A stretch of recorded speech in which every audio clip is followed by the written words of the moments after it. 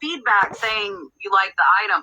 I won that one because I had proof they're saying they liked it. But if you guys remember, and one of you in Seattle, this is where it's nice to have friends everywhere. One of you in Seattle went to the post office for me after this lady filed a credit card dispute on a bracelet. She asked the post office to hold it, filed a credit card dispute, was going to get her money back, and thought she was going to go get my $100 bracelet. But one of you, thank you, went to the post office, told them, showed them screenshots, and they returned it back to me.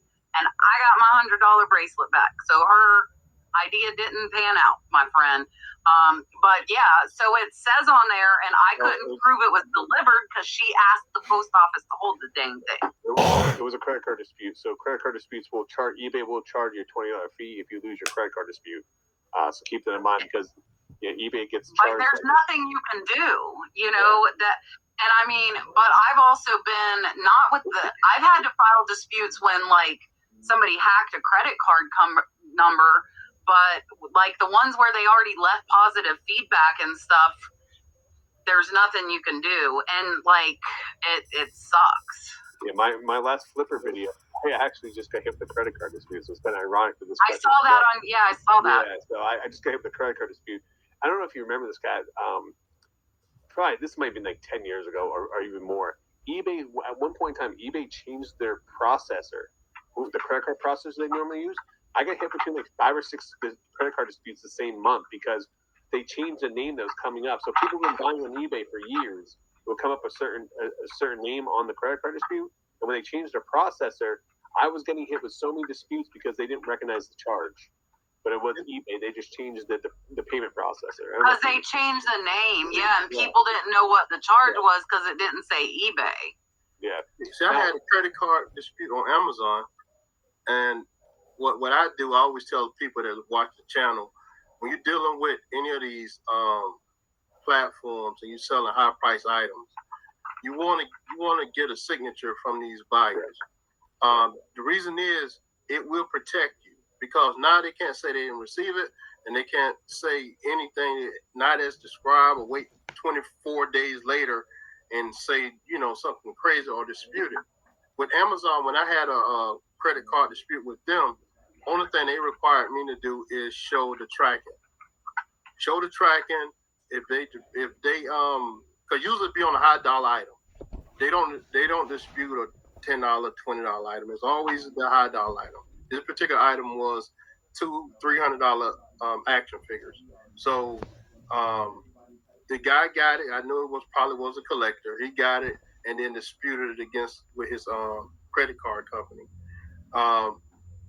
Thankfully, I always put signature on everything. So when I put the signature on it, he signed for it. That's where he made his mistake. Only thing I had to do was prove to Amazon it was shipped on time. It was he received it and he signed for it, and it was nothing else he can do. I kept my money, and they told him to go. Yeah, I was saying on eBay, you are mandatory required on anything over $750 to put signature confirmation on it. Usually, if it's something over like $300 or more, I'll put a signature on it because just for what you're saying, just to get the extra protection, because it only cost me an extra like $5. At that point, right. If I'm selling an item that large, I probably have a pretty high profit margin on my item. But my question to you two is, since you both sell on Walmart and on Amazon, when you guys sell a high dollar item, eBay has a requirement of $750 mandatory signature. Does Amazon or Walmart require you guys to put signature confirmation on it if it's a high dollar item at all?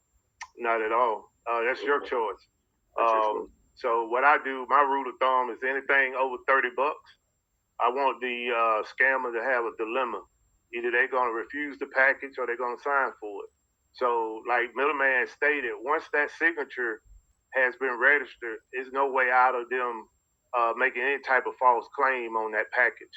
Yeah. So, and that I would put that out to anybody in the audience. If you got an item, whether it's a high dollar item or not, you just don't want the headache. You know, if you're going to pay $3.25 for a signature on a $30 items, you still should be making some profit. So, and that's the way I look at it. If it's $19, I just chalk it up. At the end of the year, I'm going to write it off as a loss anyway. But just to minimize the headaches, I'm definitely gonna put a signature on it. And 2 years ago, I wasn't doing that, and I was having all kind of headaches. And then one day, D Middleman and myself were having a conversation, and it was like, they put signatures on everything. I was like, oh, maybe that's something I need to try. So, and that's what led to me. And I'm gonna tell you, based off of my experience, is that it has definitely limited the headaches that I was having with people claiming that they didn't receive the package or it just it was shipped to the wrong address and whatever excuse they were coming up with.